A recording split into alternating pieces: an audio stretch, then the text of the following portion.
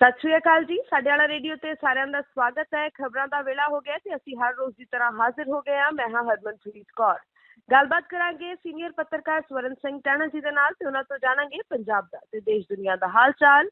ਇਹ खबरां तुहाडे तक पहुंचाउण दे लई साडा सहयोग कीता है इंडो स्पाइस वर्ल्ड ते मनीराम ने।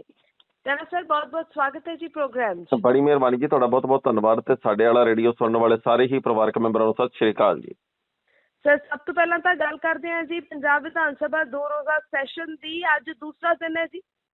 बिल्कुल जी, अज पंजाब विधान सभा के सैशन का दूजा ते आखिरी दिन है क्योंकि ये 19 ते 20 2 दिन के लिए अचानक बुलाया गया सैशन सी। ये सैशन है जिहड़ा इहदी शुरुआत तो पहला जो अजे चर्चा ही चली है उदों तो लैके ते हुण तक लगातार इहदे उत्ते कई तरह दीयां गल्लां बातां हो रही। कदे खबर आउंदी सी भी भाई राजपाल ने चिट्ठी लिखती है स्पीकर साहब नूं, कदे स्पीकर साहब ने राजपाल नूं, कदे उन्होंने एजेंडा पुछया, कदे इन्होंने एजेंडा दस्या नहीं जां दस दिता, कदे कोई मसला। पर लंघे कल यानी कि पहले दिन 19 तरीक नूं विछड़ियां शख्सियतां नूं श्रद्धांजलि भेट करके ते इह सैशन ठा दिता गया सीगा। अज जदों आपां इन्हां खबरां दी सांझ इस वेले पा रहे हैं तां विधान सभा दे विच हंगामा भी चल रहा ते विधान सभा दे विच इस वेले सैशन चल रहा ते इह सैशन अज दे दिन दे विच पूरा रौले रप्पे वाला हो निबड़ना।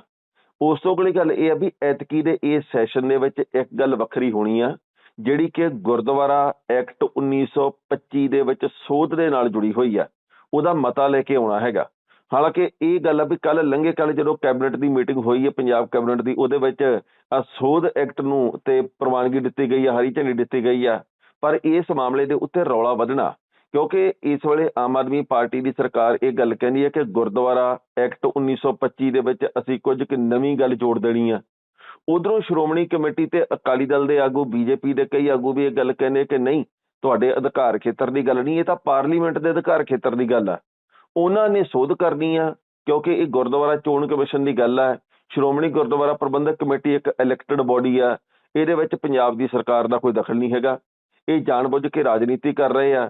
उधरों भगवंत मान का यह कहना जी कि जिहड़े दरबार साहब तो गुरबाणी का सीधा प्रसारण आ ये किसी एक टीवी चैनल के कोल ही क्यों जाए, ये तो जी सारे टीवी चैनलों के कोल होना चाहिए। ये टेंडर की लोड़ की है। उन्होंने ये गल कही है जी कि सब दे लई ही गुरबाणी होगी, सब दे लई ही गुरबाणी है।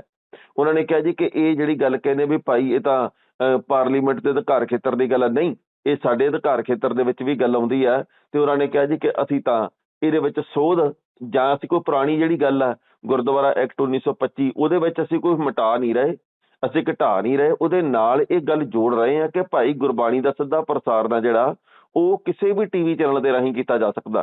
सो ये वक्त दसूगा भी मता ही रह जाता जिहड़ा विधान सभा दे विच लिआंदा जां प्रैक्टिकल तौर पर भी कुछ हुंदा, क्योंकि हुण तक असीं बड़ी बार ये देखिया भी मते उत्थे लिआंदे जांदे, मता पास कर दिता गया ते मता बाद दे विच गल खत्म हो जाती है।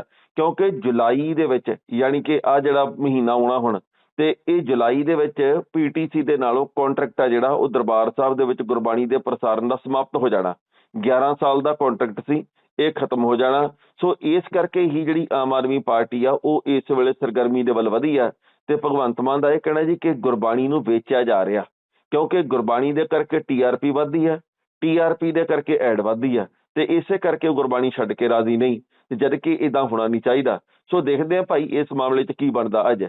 उस तो अगली गल यह जी कि बीबी माणूके वाला मुद्दा जिहड़ा मैनूं लगदा विधान सभा दे विच बड़ी गर्मजोशी नाल उठूगा क्योंकि माणूके ने बेशक चाबियां जिहड़ियां वो करम सिंह नूं सौंप दित्तियां। करम सिंह शैतानियां करदा, करम सिंह कहना मैनूं अशोक कुमार ने कोठी वेची, अशोक कुमार ते परचा दर्ज हो गया, कहंदे वो बाहरले मुल्क भी चला गया। ये सारा एक ड्रामा जिहा कीता जा रहा उस औरत नूं जिहड़ी कि बजुर्ग औरत 70-80 साल की ते उहदी नूंह नूं खजल करन दे लई। सो मैनूं लगदा भी इस मामले के उत्ते पंजाब की सरकार नूं घेरा पै सकदा। बाकी समा दसूगा भी भाई अज किहड़े मौके कौन कौन की गल करदा, ये भी हो सकदा भी दोपहरों बाद तक एक नवां जिहा ड्रामा चलदा हुंदा, पट्टियां बन के बाहर आ गए, पट्टियां बन के कालियां अंदर चले गए, नारेबाजी करते बाहर चले गए, नारेबाजी करते अंदर आ गए, उन्होंने आपदा वखरा सैशन शुरू कर लिया, फलां कर लिया, ढींग कर लिया। आ भी संभव हैगा। पर गल यह है भी बीबी माणूके वाले मामले दे करके जिहड़ी आम आदमी पार्टी की सरकार आ इहदी किरकिरी बहुत हो रही है ਤੇ ਲੋਕ ਇਹ ਗੱਲ ਕਹਿੰਦੇ ਵੀ ਆਪਾਂ ਤਾਂ ਕਹਿੰਦੇ ਸੀ ਵੀ ਗੋਰੇ ਇੱਥੇ ਆ ਕੇ ਜੌਬ ਕਰਿਆ ਕਰਨਗੇ, ਤੇ ਇਹ ਤਾਂ ਭਾਈ ਪੰਜਾਬ ਦੇ ਲੋਕਾਂ ਨੇ ਵੀ ਉਹਨੂੰ ਹਟ ਜਾਣਾ ਪੰਜਾਬ ਦੇ ਵਿੱਚ, ਜੇਕਰ ਉਹਨਾਂ ਦੀਆਂ ਕੋਠੀਆਂ ਦੇ ਉੱਤੇ, ਦੁਕਾਨਾਂ ਦੇ ਉੱਤੇ, ਮਕਾਨਾਂ ਦੇ ਉੱਤੇ ਇਵੇਂ ਕਬਜ਼ੇ ਹੁੰਦੇ ਰਹੇ। ਦੇਖਦੇ ਆ ਵੀ ਅੱਜ ਮਾਣੂ ਕੇ ਬੀਬੀ ਆਉਂਦੇ ਕਿ ਨਹੀਂ ਵਿਧਾਨ ਸਭਾ ਦੇ ਵਿੱਚ, ਜੇਕਰ ਆਉਂਦੇ ਆ ਤਾਂ ਉਹ ਕੀ ਉੱਤਰ ਦਿੰਦੇ ਜੇਕਰ ਉਹਨਾਂ ਨੂੰ ਕੋਈ ਸਵਾਲ ਹੁੰਦਾ ਤਾਂ ਜੀ।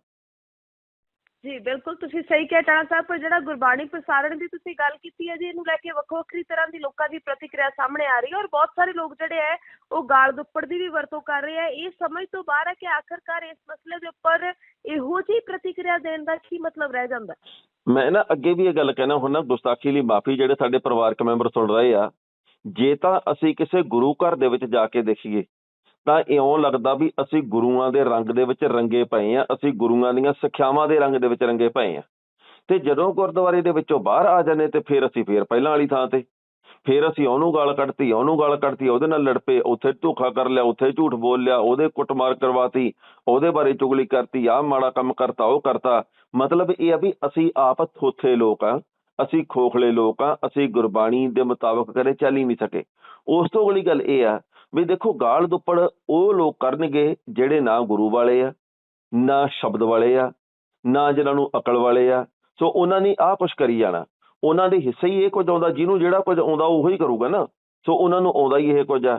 ਸੋ ਇਹ ਹੈ ਜੀ, ਕਿਸੇ ਗੁਰਬਾਣੀ ਦੇ ਵਿੱਚ, ਕਿਸੇ ਵੀ ਸ਼ਲੋਕ ਦੇ ਵਿੱਚ, ਕਿਸੇ ਵੀ ਗੁਰੂ ਸਾਹਿਬਾਨ ਨੇ, ਕਿਸੇ ਵੀ ਭੱਟ ਨੇ, ਕਿਸੇ ਵੀ ਭਗਤ ਨੇ ਇਹ ਤਾਂ ਲਿਖਿਆ ਨਹੀਂ ਵੀ ਭਾਈ ਇਹਦੇ ਵਿੱਚ ਆ ਵੀ ਦਰਜ ਹੈਗਾ। ਸੋ ਇਹ ਤਾਂ ਸਾਡੀਆਂ ਕੋਲੋਂ ਇਜਾਦ ਕੀਤੀਆਂ ਹੋਈਆਂ ਗੱਲਾਂ, ਤੇ ਫਿਰ ਅਸੀਂ ਆਪਦੀ ਆਜ਼ਾਦ ਕੀਤੀਆਂ ਗੱਲਾਂ ਦੇ ਵਿੱਚ ਕਿਹੋ ਜਿਹੇ ਫਸੇ ਵੀ ਆ ਤੇ ਕਿਵੇਂ ਨਰਕ ਵਰਗੀ ਜ਼ਿੰਦਗੀ ਜਿਉ ਰਹੇ ਆ, ਤੇ ਆਪਾਂ ਜਾਣਦੇ ਆ। ਦੇਖੋ, ਮੈਂ ਕੋਈ ਧਾਰਮਿਕ ਕੱਟੜਤਾ ਦੀ ਗੱਲ ਨਹੀਂ ਕਰਦਾ, ਪਰ ਗੱਲ ਇਹ ਵੀ ਬੰਦੇ ਨੂੰ ਤਹਿਜ਼ੀਬ ਤਾਂ ਹੋਣੀ ਚਾਹੀਦੀ ਹੈ ਨਾ, ਵੀ ਮੈਂ ਕਿੱਥੇ ਕਿਹੜੀ ਗੱਲ ਕਰਨੀ ਆ। ਨਾ ਇਹਨਾਂ ਦਾ ਕੋਈ ਲੱਲਾ ਨਾ ਖੱਖਾ, ਉਹਨੂੰ ਗਾਲ ਕੱਢਤੀ, ਉਹਨੂੰ ਗਾਲ ਕੱਢਤੀ, ਉਹਨੂੰ ਗਾਲ ਕੱਢਤੀ, ਉਹਨੂੰ ਗਾਲ ਕੱਢਤੀ। ਜਿਹੜੇ ਲੋਕ ਆਹ ਕੁਝ ਕਰਦੇ ਆ, ਇਹਨਾਂ ਨੇ ਕੱਲ ਨੂੰ ਇਹ ਗੁਰਬਾਣੀ ਵਾਲਾ ਮਸਲਾ ਛੱਡ ਕੇ ਗਾਉਣ ਵਾਲਿਆਂ ਪਿੱਛੇ ਲੜ ਪੈਣਾ, ਉਹ ਛੱਡ ਕੇ ਲੀਡਰਾਂ ਪਿੱਛੇ ਲੜ ਪੈਣਾ, ਉਹ ਛੱਡ ਕੇ ਕਿਸੇ ਹੋਰ ਮਸਲੇ ਦੇ ਪਿੱਛੇ ਲੜ ਪੈਣਾ। ਸੋ ਇਹਨਾਂ ਦਾ ਕੰਮ ਇਹ ਹੈ ਜੀ। ਜੀ ਬਿਲਕੁਲ ਸਹੀ ਕਿਹਾ ਤੁਸੀਂ ਟਾਣਾ ਸਾਹਿਬ। ਖੈਰ ਅੱਗੇ ਵਧਦੇ ਆ। ਰਾਜਪਾਲ ਹੋਰੀ ਵੀ ਬਹੁਤ ਗੁੱਸੇ 'ਚ ਨੇ, ਉਹ ਕਹਿੰਦੇ ਵੀ ਜੇ ਕੁਝ ਖਾਸ ਨਹੀਂ ਸੀ ਤਾਂ ਸੈਸ਼ਨ ਕਿਉਂ ਸੱਦਿਆ। ਬਿਲਕੁਲ ਜੀ, ਰਾਜਪਾਲ ਨੇ ਜਿਹੜੇ ਪੰਜਾਬ ਦੇ ਬਨਵਾਰੀ ਲਾਲ ਪੁਰੋਹਿਤ ਤੇ ਪੰਜਾਬ ਦੀ ਸਰਕਾਰ ਦਰਮਿਆਨ ਰਿਸ਼ਤੇ ਜਿਹੜੇ ਆ ਉਹ ਕਿਹੋ ਜਿਹੇ ਸੰਘਣੇ ਪੀੜੇ ਆ, ਗੂੜੇ ਆ, ਇਹਦੇ ਬਾਰੇ ਆਪਾਂ ਜਾਣਦੇ ਹੀ ਆ।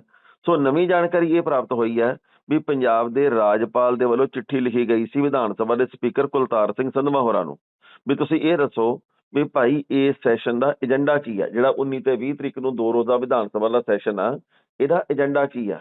ਉਧਰੋਂ ਪਤਾ ਲੱਗਾ ਵੀ ਸਪੀਕਰ ਸਾਹਿਬ ਨੇ ਚਿੱਠੀ ਦਾ ਉੱਤਰ ਦਿੱਤਾ ਜੀ ਕਿ ਇਹਦੇ ਵਿੱਚ ਪੰਜਾਬ ਦੇ ਮਹੱਤਵਪੂਰਨ ਨੁਕਤੇ ਵਿਚਾਰਨੇ ਆ, ਤੇ ਰਾਜਪਾਲ ਸਾਹਿਬ ਨੇ ਚਿੱਠੀ ਇਹ ਲਿਖੀ ਹੈ ਜੀ ਕਿ ਜੇਕਰ ਕੋਈ ਮਹੱਤਵਪੂਰਨ ਮੁੱਦਾ ਨਹੀਂ ਦੱਸਣਯੋਗ ਤੇ ਫਿਰ ਭਾਈ ਇਹ ਸੈਸ਼ਨ ਬੁਲਾਉਣ ਦੀ ਲੋੜ ਕੀ ਸੀ। ਫਿਰ ਇਹ ਜਿਹੜੀਆਂ ਗੱਲਾਂ ਤੁਸੀਂ ਕਰਨੀਆਂ, ਜੋ ਵੀ ਚਰਚਾ ਕਰਨੀ ਆ, ਇਹ ਅਗਲੇ ਸੈਸ਼ਨ ਦੇ ਵਿੱਚ ਹੀ ਕਰ ਲੈਂਦੇ।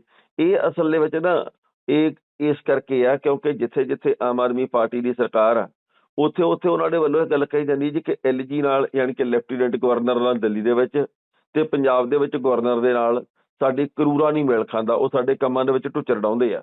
ਸੋ ਦੇਖਦੇ ਭਾਈ ਇਹ ਢੁੱਚਰ ਵੀ ਕਦੋਂ ਦੂਰ ਹੁੰਦੀ ਆ। ਪਰ ਇਸ ਵੇਲੇ ਆਮ ਆਦਮੀ ਪਾਰਟੀ ਦੀ ਸਰਕਾਰ ਨੇ ਮੋਰਚੇ ਚਾਰੇ ਪਾਸੇ ਖੋਲੇ ਹੋਏ ਆ, BJP ਦੇ ਖਿਲਾਫ ਵੀ, ਅਕਾਲੀਆਂ ਦੇ ਖਿਲਾਫ ਵੀ, ਕਾਂਗਰਸ ਦੇ ਖਿਲਾਫ ਵੀ, ਉਧਰੋਂ ਰਾਜਪਾਲ ਦੇ ਖਿਲਾਫ ਵੀ, ਉਧਰੋਂ ਅਜੀਤ ਅਦਾਰੇ ਦੇ ਖਿਲਾਫ ਵੀ, ਉਧਰੋਂ ਕਈ ਹੋਰ ਲੋਕਾਂ ਦੇ ਖਿਲਾਫ ਵੀ। ਸੋ ਵੇਖਦੇ ਭਾਈ ਆਉਂਦੇ ਸਮੇਂ 'ਚ ਕੀ ਬਣਦਾ, ਪਰ ਮੋਰਚੇ ਸਾਰੇ ਪਾਸੇ ਖੋਲੇ ਜੀ। ਜੀ ਬਿਲਕੁਲ ਸਹੀ। ਤੇ ਸਰ ਤੁਸੀਂ ਜਗਰਾਉਂ ਵਾਲੀ ਕੋਠੀ ਦੀ ਗੱਲ ਕਰ ਰਹੇ ਸੀ ਜੀ, ਜਗਰਾਉਂ ਵਾਲੀ ਕੋਠੀ ਦੀ ਤਰ੍ਹਾਂ ਹੁਣ ਕਹਿੰਦੇ ਖਰੜ ਦੇ ਵਿੱਚ ਵੀ NRI ਦੀ ਜਾਇਦਾਦ ਹੜੱਪਣ ਦਾ ਮਾਮਲਾ ਸਾਹਮਣੇ ਆਇਆ। ਦੇਖੋ ਜੀ, ਪਹਿਲੀ ਗੱਲ ਤਾਂ ਇਹ ਆ ਵੀ ਜਿਹੜੇ NRI ਭੈਣਾਂ ਵੀਰ ਆ, ਇਹ ਕੋਈ ਦਰਖਤ ਤੋਂ ਪੱਤੇ ਨਹੀਂ ਹੈਗੇ ਵੀ ਜਿਹੜੇ ਤੋੜ ਕੇ ਤੇ ਇੰਡੀਆ ਨੂੰ ਭੇਜ ਦਿੰਦੇ ਆ। ਇਹ ਦਿਨ ਰਾਤ ਮਿਹਨਤਾਂ ਕਰਦੇ, ਸ਼ਿਫਟਾਂ ਲਾਉਂਦੇ ਆ। ਇਹਨਾਂ ਨੂੰ ਕੰਮ ਮਿਲ ਜਾਂਦਾ ਜਦੋਂ, ਤੇ ਫਿਰ ਇਹ ਕੰਮ ਤੋਂ ਕਦੇ ਪੈਰ ਪਛਾਣ ਨਹੀਂ ਕਰਦੇ। ਇਹ ਤਾਂ ਦੋ ਦੋ ਥਾਵਾਂ ਤੇ ਘਰ ਚੱਲਦੇ ਆ। ਮੰਨ ਲਓ ਕੋਈ ਵੀ ਕਿਸੇ ਵੀ ਦੇਸ਼ ਦੇ ਵਿੱਚ ਆ, ਉੱਥੇ ਵੀ ਘਰ ਚਲਾਉਣਾ, ਤੇ ਇੱਥੇ ਇਸ ਕਰਕੇ ਘਰ ਪਾਉਣਾ ਜਾਂ ਚਲਾਉਣਾ ਜਾਂ ਜਾਇਦਾਦ ਲੈਣੀ ਵੀ ਕਿਉਂਕਿ ਇਹ ਸਾਡੀਆਂ ਜੜ੍ਹਾਂ, ਬੰਦੇ ਨੂੰ ਜੜ੍ਹਾਂ ਖਿੱਚਦੀਆਂ। ਨਹੀਂ ਤਾਂ ਤੁਸੀਂ ਦੇਖੋ ਵੀ ਕੌਣ ਚਾਹੁੰਦਾ ਕਿ ਜਿਹੜੇ ਫਿਜ਼ੀ ਖੇਤਰ ਵਾਲੇ ਆ ਜਾਂ ਕੋਈ ਦੁਨੀਆ ਦੇ ਹੋਰ ਕਿਸੇ ਖੇਤਰ ਵਾਲੇ ਆ, ਉਹ ਜਦੋਂ ਕਿਸੇ ਹੋਰ ਖੇਤਰ ਦੇ ਵਿੱਚ ਜਾ ਕੇ ਵਸਦੇ ਤਾਂ ਉਹ ਆਪਣੇ ਪਹਿਲੀ ਵਾਲੀ ਥਾਂ ਦੇ ਉੱਤੇ ਵੀ ਜ਼ਮੀਨਾਂ ਲੈਂਦੇ ਆ। ਅਗਲਾ ਕਹਿੰਦਾ ਯਾਰ ਜਿੱਥੇ ਰਹਿਣਾ ਉੱਥੇ ਹੀ ਸਾਰਾ ਕੁਝ ਕਰਦੇ। ਸਾਡੇ ਪੰਜਾਬ ਦੇ ਵਿੱਚ ਕੋਈ ਤਾਕਤ ਆ, ਸ਼ਕਤੀ ਆ, ਇਹ ਜੜ੍ਹਾਂ ਖਿੱਚਦੀਆਂ। ਪਰ ਜੇਕਰ ਜੜ੍ਹਾਂ ਖਿੱਚਦੀਆਂ ਤੇ ਫਿਰ ਉਸ ਤੋਂ ਬਾਅਦ ਭਾਈ ਉਹਨਾਂ ਲੋਕਾਂ ਨੂੰ ਖੱਜਲ ਥੋੜ੍ਹੀ ਕਰਨਾ। ਉਹ ਜਦੋਂ ਆਉਂਦੇ ਆ 2-2.5 ਲੱਖ ਦੀ ਟਿਕਟ ਲਾਉਂਦੇ ਆ, ਆਪਦਾ ਮਹੀਨਾ ਖੰਡ ਕੰਮ ਛੱਡ ਕੇ ਆਉਂਦੇ ਆ, ਉਹ ਫਿਰ ਇੱਥੇ ਆ ਕੇ ਮਿਹਨਤ ਕਰਦੇ ਆ, ਫਿਰ ਇੱਥੇ ਆ ਕੇ 4 ਬੰਦਿਆਂ ਨੂੰ ਰੁਜ਼ਗਾਰ ਵੀ ਦਿੰਦੇ ਆ, ਫਿਰ ਇੱਥੇ ਮਜ਼ਦੂਰ ਲਾਉਂਦੇ ਆ, ਇੱਥੇ ਜ਼ਮੀਨ ਲੈਂਦੇ ਆ, ਇੱਥੇ ਖੇਤੀਬਾੜੀ ਹੁੰਦੀ ਆ, ਇੱਥੇ ਬੜਾ ਕੁਛ ਹੁੰਦਾ। ਸੋ ਉਹਨਾਂ ਲੋਕਾਂ ਨੂੰ ਤਾਂ ਵਾਰ-ਵਾਰ ਆਉਣ ਦਾ ਮੌਕਾ ਮਿਲਣਾ ਚਾਹੀਦਾ। ਉਹਨਾਂ ਨੂੰ ਵਿਸ਼ੇਸ਼ ਸਹੂਲਤਾਂ ਮਿਲਣੀਆਂ ਚਾਹੀਦੀਆਂ ਤਾਂ ਜੋ ਇਹ 2 ਸਾਲਾਂ ਬਾਅਦ ਨਹੀਂ 6 ਮਹੀਨਿਆਂ ਬਾਅਦ ਆਉਣ। 6 ਮਹੀਨਿਆਂ ਬਾਅਦ ਨਹੀਂ, ਚਲੋ ਸਾਲ ਬਾਅਦ ਆਉਣ। ਪਰ ਜਿਵੇਂ ਬੀਬੀ ਮਾਣੂਕੇ ਦੇ ਨਾਲ ਵਿਵਾਦ ਜੁੜਿਆ ਪਿਛਲੇ ਦਿਨੀ ਵੀ ਭਾਈ ਇਹਨਾਂ ਨੇ ਕਥਿਤ ਤੌਰ ਤੇ ਕੋਠੀ ਤੇ ਕਬਜ਼ਾ ਕੀਤਾ, ਬਾਅਦ 'ਚ ਚਾਬੀਆਂ ਮੋੜੀਆਂ ਤੇ ਉਹ ਜਿਹੜੀਆਂ ਕੈਨੇਡਾ ਤੋਂ ਆਈਆਂ ਨੂੰਹ ਸੱਸ ਵਿਚਾਰੀਆਂ ਵਿਲਕਦੀਆਂ। ਬਿਲਕੁਲ ਉਸੇ ਤਰੀਕੇ ਦੇ ਨਾਲ ਸਿਆਟਲ ਤੋਂ ਆਇਆ, ਯਾਨੀ ਕਿ ਅਮਰੀਕਾ ਤੋਂ ਆਇਆ ਗੁਰਮੁਖ ਸਿੰਘ ਨਾਂ ਦਾ ਇੱਕ ਵਿਅਕਤੀ ਵੀ ਵਿਚਾਰਾ ਵਿਲਕ ਰਿਹਾ। ਉਹਨੇ ਇਹ ਗੱਲ ਕਹੀ ਹੈ ਜੀ ਕਿ ਮੇਰਾ ਨਾ ਖਰੜ ਦੇ ਵਿੱਚ ਮੇਰੀ ਪ੍ਰਾਪਰਟੀ ਆ, ਉਹ ਹੈਗੀ ਜੀ ਕੰਪਨੀ ਉਹਦੀ ਸਕਾਈਲਾਰਕ ਕੰਪਨੀ। ਉਹਨੇ ਇਹ ਗੱਲ ਕਹੀ ਹੈ ਜੀ ਕਿ ਮੈਂ ਇੱਥੇ ਫਲੈਟ, ਸ਼ਾਪਿੰਗ ਮਾਲ ਤੇ ਦੁਕਾਨਾਂ ਤੇ ਪਲਾਟ, ਇਹ ਮੇਰਾ ਕੰਮ ਹੈਗਾ ਤੇ ਮੈਂ ਇੱਥੇ ਸਾਰਾ ਕੁਝ ਟੇਕ ਕੇਅਰ ਕਰਨ ਦੇ ਲਈ ਅਮਰੀਕ ਸਿੰਘ ਨਾਂ ਦੇ ਇੱਕ ਬੰਦੇ ਨੂੰ ਜ਼ਿੰਮੇਵਾਰੀ ਸੌਂਪੀ ਆ। ਉਸ ਬੰਦੇ ਨੇ ਮੇਰੀ ਗੈਰ ਹਾਜ਼ਰੀ ਦੇ ਵਿੱਚ ਆਪਣੀ ਘਰਵਾਲੀ ਤੇ ਕੁਝ ਹੋਰ ਲੋਕਾਂ ਨਾਲ ਮਿਲ ਕੇ ਤੇ ਮੇਰੀਆਂ ਅੱਧੀਆਂ ਜਾਇਦਾਦਾਂ ਵੇਚਤੀਆਂ ਤੇ ਅੱਧੀਆਂ ਦੇ ਉੱਤੇ ਲੋਨ ਲੈ ਲਿਆ, ਆਪਣੇ ਨਾਂ ਤੇ ਕਰਵਾ ਲਈਆਂ। ਉਹ ਕਹਿੰਦਾ ਹੁਣ ਜਦੋਂ ਮੈਂ ਰੂਟੀਨ ਦੇ ਵਿੱਚ ਆਇਆ ਤੇ ਮੈਂ ਵੇਖਿਆ ਵੀ ਭਾਈ ਮੇਰੇ ਕੋਲ ਤਾਂ ਜਿਹੜੇ ਉਹ ਬੈਂਕ ਵਾਲੇ ਆ ਗਏ, ਉਹ ਕਹਿੰਦੇ ਵੀ ਤੁਹਾਡੀ ਜਾਇਦਾਦ ਕੁਰਕ ਕਰਨ ਆਏ ਆ। ਤੇ ਮੈਂ ਕਿਹਾ ਭਾਈ ਤੁਸੀਂ ਕਿਉਂ ਕਰਨ ਆਏ, ਮੈਂ ਤਾਂ ਤੁਹਾਨੂੰ ਕਿਸ਼ਤ ਮੋੜ ਰਿਹਾ ਜਿਹੜਾ ਮੈਂ ਲੋਨ ਲੈ ਕੇ ਸਾਰਾ ਸਮਾਨ ਲਿਆ। ਉਹ ਕਹਿੰਦੇ ਨਹੀਂ, ਇਹਦੇ 'ਚ ਤੇਰਾ ਲੱਲਾ ਖੱਖਾ ਹੈ ਹੀ ਨਹੀਂਗਾ, ਇਹ ਤਾਂ ਸਿਰਫ ਤੇ ਸਿਰਫ ਅਮਰੀਕ ਸਿੰਘ ਦੀ ਜਾਇਦਾਦ ਆ। ਤੇ ਫਿਰ ਉਹਨੂੰ ਪਤਾ ਲੱਗਾ ਵੀ ਵਿਚਲੀ ਕਹਾਣੀ ਕੀ ਆ ਤੇ ਉਹਨੇ ਪੁਲਿਸ ਦੇ ਕੋਲੇ ਜਾ ਕੇ ਸ਼ਿਕਾਇਤ ਦਰਜ ਕਰਵਾਈ ਆ। 2 ਪਰਚੇ ਹੁਣ ਇਹਨਾਂ ਦੇ ਉੱਤੇ ਦਰਜ ਹੋਏ ਆ। ਅਮਰੀਕ ਨੂੰ ਤੇ ਉਹਦੀ ਵਹੁਟੀ ਨੂੰ ਗ੍ਰਿਫਤਾਰ ਕਰ ਲਿਆ, ਬਾਕੀ ਮਾਮਲਿਆਂ ਦੀ ਇਨਕੁਆਇਰੀ ਚੱਲ ਰਹੀ ਆ। ਕਹਿਣ ਦਾ ਭਾਵ ਸਿਰਫ ਇੰਨਾ ਹੈ ਜੀ ਕਿ ਸੂਬੇ ਦੀ ਸਰਕਾਰ ਨੂੰ ਇੱਕ ਉਦਾਹਰਨ ਸੈੱਟ ਕਰਨੀ ਚਾਹੀਦੀ ਹੈ ਵੀ ਭਾਈ ਇਹ ਨਹੀਂ ਵੀ ਕੱਲ ਨੂੰ ਕੋਈ ਪਾਵਰ ਆਫ ਅਟਾਰਨੀ ਜਾਲੀ ਬਣਾ ਕੇ ਤੇ ਕੋਈ ਵੀ ਆਪਣੇ ਨਾਂ ਦੇ ਉੱਤੇ ਰਜਿਸਟਰੀ ਕਰਵਾ ਲੇ। ਇਹਦੇ 'ਚ ਤਹਿਸੀਲਦਾਰ, ਪਟਵਾਰੀ, ਕਨਗੋ ਜਾਂ ਜਿਹੜੇ ਵੀ ਲੋਕਾਂ ਦੀ ਮਿਲੀ ਭੁਗਤ ਹੁੰਦੀ ਆ, ਉਹਨਾਂ ਦੇ ਉੱਤੇ ਕਾਰਵਾਈ ਹੋਣੀ ਚਾਹੀਦੀ ਹੈ। ਇੱਕ ਕੋਈ ਸ਼ਰਤ ਤੈਅ ਹੋਣੀ ਚਾਹੀਦੀ ਹੈ ਵੀ ਕਿਸ ਤਰੀਕੇ ਦੇ ਨਾਲ ਕੋਈ ਜਾਇਦਾਦ ਆ ਜਿਹੜੀ ਉਹ ਪਾਵਰ ਆਫ ਅਟਾਰਨੀ ਦੇ ਸਕਦਾ। ਤੇ ਦੂਜੀ ਮਹੱਤਵਪੂਰਨ ਗੱਲ ਇਹ ਆ ਵੀ ਜਿਹੜੇ ਮਾਣੂਕੇ ਵਾਲਾ ਵਿਵਾਦ ਆ, ਇਹ 2 ਘੰਟਿਆਂ ਦੀ ਮਾਰ ਆ। ਜੇਕਰ ਸਰਕਾਰ ਚਾਹਵੇ, ਇਹ ਕਿਹੜਾ ਕੋਈ 5 ਸਦੀਆਂ ਦਾ ਮਸਲਾ ਵੀ ਭਾਈ 5 ਸਦੀਆਂ ਪਹਿਲਾਂ ਵੀ ਅਮਰੀਕਾ ਦਾ ਕਿਸੇ ਦੇਸ਼ ਨਾਲ ਸਮਝੌਤਾ ਹੋਇਆ ਸੀ, ਉਹ ਸਾਰੇ ਆਪਾਂ ਨੂੰ ਦੇਖਣਾ ਪੈਣਗੇ ਉਦੋਂ ਸ਼ਰਤਾਂ ਕਿਹੜੀਆਂ ਰੱਖੀਆਂ ਸੀ। ਇਹ ਤਾਂ 10-20 ਸਾਲ ਦੀ ਗੱਲ ਆ ਤੇ ਇਹਦੇ ਵਿੱਚ ਕਿੰਨੀ ਕੁ ਵੱਡੀ ਗੱਲ ਆ। ਇਹਦੇ ਵਿੱਚ ਕਰਮ ਸਿੰਘ ਦੇ ਨੂੰ ਪੁੱਛਿਆ ਹੋਵੇ ਤੇ ਅਸ਼ੋਕ ਕੁਮਾਰ ਤੱਕ ਵੀ ਪਹੁੰਚ ਕੀਤੀ ਹੁੰਦੀ ਵੇਲੇ ਸਿਰ, ਤੇ ਜਿਹੜੇ ਉਦੋਂ ਦੇ ਤਹਿਸੀਲਦਾਰ ਸੀ ਜਾਂ ਜਿਹੜੇ ਕਨਗੋ ਸੀ ਜਾਂ ਜਿਹੜੇ ਪਟਵਾਰੀ ਸੀ, ਤੇ ਉਹਨਾਂ ਨੂੰ ਪੁੱਛਿਆ ਹੋਵੇ ਸਖਤੀ ਨਾਲ, ਤੇ ਜਿਹੜਾ ਨਹੀਂ ਮੰਨਦਾ ਤੇ ਉਹਦੇ ਪਟਾ ਫੇਰਿਆ ਹੋਵੇ ਤੇ ਨਾਲ ਦੀ ਨਾਲ ਗੱਲ ਸਾਹਮਣੇ ਆ ਜਾਣੀ ਹੈ। ਪਰ ਗੱਲ ਇਹ ਆ ਵੀ ਇਸ ਮਾਮਲੇ ਤੇ ਸਰਕਾਰ ਦੀ ਢਿੱਲ ਮੱਠ ਵਾਲੀ ਜਿਹੜੀ ਕਾਰਵਾਈ ਹੈ ਨਾ, ਇਹ ਵਿਦੇਸ਼ਾਂ ਦੇ ਵਿੱਚ ਵਸਦੇ ਪੰਜਾਬੀਆਂ ਦੇ ਮਨਾਂ ਦੇ ਵਿੱਚ ਇੱਕ ਸਵਾਲ ਖੜਾ ਕਰ ਰਹੀ ਹੈ ਵੀ ਕੀ ਅਸੀਂ ਪੰਜਾਬ ਦੇ ਵਿੱਚ ਜਾਇਦਾਦਾਂ ਲਿਆ ਕਰੀਏ, ਕੀ ਅਸੀਂ ਪੰਜਾਬ ਦੇ ਵਿੱਚ ਪ੍ਰਾਪਰਟੀ ਲੱਗੇ ਜਾਂ ਫਿਰ ਨਾ ਲੱਗੇ। ਸਰਕਾਰ ਕਹਿੰਦੀ ਵੀ ਗੋਰੇ ਆ ਕੇ ਕੰਮ ਕਰਿਆ ਕਰਨਗੇ, ਇੱਥੇ ਕੀ ਨਹੀਂ ਆਉਣਾ। ਸਵਾਲ ਤਾਂ ਇਹ ਆ, ਮੈਂ ਤੁਹਾਨੂੰ ਕੱਲ ਵੀ ਇੱਕ ਉਦਾਹਰਨ ਦਿੱਤੀ ਸੀ। ਮੇਰਾ ਇੱਕ ਮਿੱਤਰ ਆ, ਉਹ ਮੈਨੂੰ ਵਾਰ-ਵਾਰ ਇਹ ਗੱਲ ਕਹਿੰਦਾ ਹੁੰਦਾ, ਕਹਿੰਦਾ ਬਾਈ ਜੀ ਮੈਂ ਨਾ ਆ ਕੇ ਇੱਥੇ ਪੰਜਾਬ ਦੇ ਵਿੱਚ ਤੇ ਪ੍ਰਾਪਰਟੀ ਲੈਣੀ ਆ, ਮੈਂ ਇੱਕ ਫਲੈਟ ਲੈ ਲੈਣਾ ਮੋਹਾਲੀ, ਖਰੜ ਜਾਂ ਜੀਰਕਪੁਰ ਜਾਂ ਕੁਰਾਲੀ, ਕਿਤੇ ਵੀ ਆਲੇ ਦੁਆਲੇ, ਤੇ 20-25 ਹਜ਼ਾਰ ਰੁਪਇਆ ਕਿਰਾਏ ਤੇ ਚੜ ਜਾਊਗਾ ਤੇ ਉਹ ਬੈਂਕ ਦੀ ਕਿਸ਼ਤ ਬਾਹਰੋਂ ਬਾਹਰ ਨਿਕਲ ਜਾ ਕਰੂਗੀ, 40-50 ਲੱਖ ਰੁਪਏ ਦਾ ਮੈਂ ਲੈ ਲੈਣਾ। ਤੇ ਮੈਂ ਹੁਣ ਉਹਨੂੰ ਦੇਖਿਆ ਪਰਸੋਂ ਦਾ ਉਹ ਇਹ ਗੱਲ ਕਹੀ ਜਾਂਦਾ, ਕਹਿੰਦਾ ਮੈਂ ਭੁੱਲ ਕੇ ਵੀ ਨਹੀਂ ਆਉਂਦਾ, ਮੈਂ ਤਾਂ ਕਦੇ ਵੀ ਨਾ 5 ਰੁਪਏ ਵੀ ਨਾ ਲਾਵਾਂ ਇੱਥੇ, ਸਗੋਂ ਮੇਰਾ ਜਿਹੜਾ ਜੱਦੀ ਘਰ ਆ ਮੈਂ ਉਹ ਵੀ ਵੇਚ ਕੇ ਇੰਗਲੈਂਡ 'ਚ ਇਨਵੈਸਟਮੈਂਟ ਕਰ ਲੈਣੀ ਆ। ਮੈਂ ਕਿਹਾ ਕਿਉਂ? ਕਹਿੰਦਾ ਯਾਰ ਜੇ ਇੱਥੇ MLA ਆਹ ਕੁਝ ਕਰਨ ਲੱਗ ਪਏ ਆ ਤੇ ਫਿਰ ਭਾਈ ਆਮ ਲੋਕਾਂ ਦਾ ਕੀ ਬਣਦਾ ਹੋਊਗਾ। ਸੋ ਮਤਲਬ ਇਹ ਵੀ ਸੁਨੇਹਾ ਕਿਹੋ ਜਿਹਾ ਜਾ ਰਿਹਾ। ਮੈਂ ਨਹੀਂ ਕਹਿੰਦਾ ਵੀ ਸਾਰੇ ਪੰਜਾਬ ਦੇ ਵਿੱਚ ਕਬਜ਼ੇ ਹੋ ਜਾਣੇ ਆ, ਪਰ ਸੁਨੇਹੇ ਤਾਂ ਕੁਝ ਕੁ ਦੇਣ ਲਈ ਹੁੰਦੇ ਆ ਨਾ। ਇਹ ਸੁਨੇਹਾ ਕਿਹੋ ਜਿਹਾ ਜਾ ਰਿਹਾ ਤੇ ਇਹ ਸੁਨੇਹੇ ਤੋਂ ਬਾਅਦ ਕੀ ਬਣੂਗਾ, ਸੋਚਣਾ ਵਿਚਾਰਨਾ ਬਣਦਾ ਜੀ। ਜੀ ਬਿਲਕੁਲ ਸਹੀ ਕਿਹਾ ਤੁਸੀਂ ਟਾਣਾ ਸਾਹਿਬ। ਤੇ ਖੈਰ ਹੁਣ ਗੱਲ ਕਰਦੇ ਹਾਂ ਜੀ ਜਿਹੜੀ ਰੈਲੀ ਹੋਈ ਅਮਿਤ ਸ਼ਾਹ ਹੋਰਾਂ ਦੀ, ਉਸ ਬਾਬਤ ਕਹਿੰਦੇ ਉਹਨਾਂ ਨੇ ਗੁਰਦਾਸਪੁਰ ਰੈਲੀ ਦੇ ਵਿੱਚ ਜਿਹੜੇ ਐਲਾਨ ਕੀਤੇ ਉਹਦੀ ਵਾਹਵਾ ਚਰਚਾ ਹੁੰਦੀ ਪਈ ਹੈ। ਹਾਂ ਬਿਲਕੁਲ ਜੀ, ਜਿਹੜੇ ਉਹਨਾਂ ਨੇ ਐਲਾਨ ਕੀਤੇ ਆ ਉਹਨਾਂ ਦੀ ਖਾਸੀ ਚਰਚਾ ਹੋ ਰਹੀ ਆ।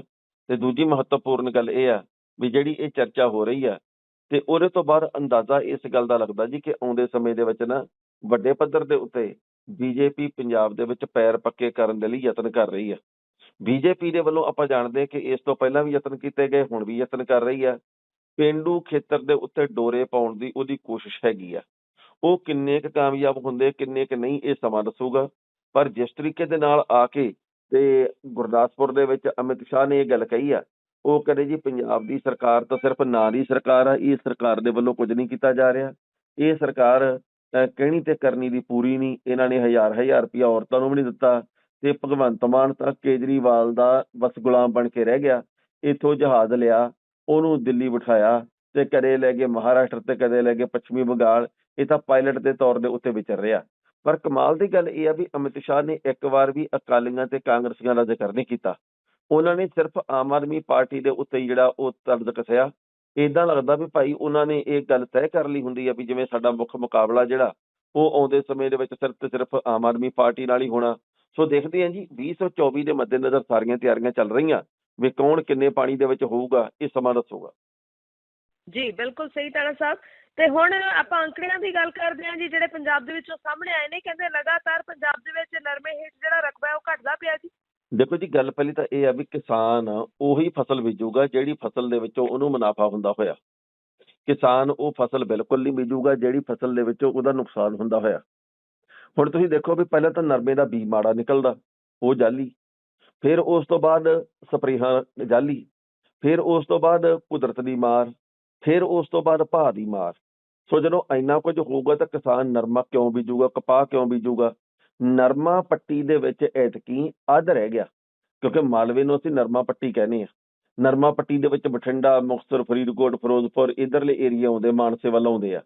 ਪਰ ਐਤਕੀ ਉਹਨਾਂ ਸਾਰੇ ਖੇਤਰਾਂ ਦੇ ਵਿੱਚ ਜਿੰਨਾ ਪਿਛਲੇ ਸਾਲ ਸੀ ਜਾਂ ਉਸ ਤੋਂ ਪਿਛਲੇ ਸਾਲ ਸੀ, ਅੱਧੇ ਇੱਕ ਜਿਹੜਾ ਉਹ ਰਕਬੇ ਦੇ ਵਿੱਚ ਵੀ ਤੇ ਨਰਮਾ ਨਹੀਂ ਬੀਜਿਆ ਗਿਆ। ਕਿਸਾਨ ਇਹ ਗੱਲ ਕਹਿੰਦੇ ਵੀ ਭਾਈ ਸਾਨੂੰ ਤਾਂ ਗੁਲਾਬੀ ਸੁੰਡੀ ਨੇ ਤੇ ਚਿੱਟੀ ਮੱਖੀ ਨੇ ਮਾਰ ਲਿਆ। ਸਾਡੇ ਕੋਲੇ ਜਦੋਂ ਕੋਈ ਹੱਲ ਹੀ ਹੈ ਨਹੀਂ ਇਸ ਮਸਲੇ ਚੋਂ ਨਿਕਲਣ ਦਾ, ਤੇ ਅਸੀਂ ਪਾਗਲ ਥੋੜੀ ਵੀ ਅਸੀਂ ਕਿਹੜੀ ਗੱਲੋਂ ਇਹ ਫਿਰ ਨਰਮਾ ਬੀਜ ਗਏ। ਫਿਰ ਉਹ ਆ ਗਏ ਝੋਨੇ ਦੇ ਵੱਲ, ਉਹ ਫਿਰ ਝੋਨੇ ਦੀ ਬਿਜਾਈ ਕਰ ਰਹੇ ਆ। ਉਹ ਕਣਕ ਝੋਨੇ ਦੇ ਚੱਕਰ ਦੇ ਵਿੱਚੋਂ ਨਿਕਲਦੇ ਕਿਉਂ ਨਹੀਂ ਕਿਸਾਨ? ਕਿਉਂਕਿ ਉਹਨਾਂ ਨੂੰ ਇਸ ਗੱਲ ਦਾ ਅਹਿਸਾਸ ਆ ਵੀ ਭਾਵੇਂ ਮੁਨਾਫਾ ਘੱਟ ਹੋਵੇ ਜਾਂ ਵੱਧ ਹੋਵੇ, ਇਹਨਾਂ ਫਸਲਾਂ ਦੇ ਵਿੱਚੋਂ ਹੀ ਹੋਣਾ। ਇਹਨਾਂ ਦੇ ਉੱਤੇ MSP ਵੀ ਮਿਲ ਜਾਣੀ ਹੈ।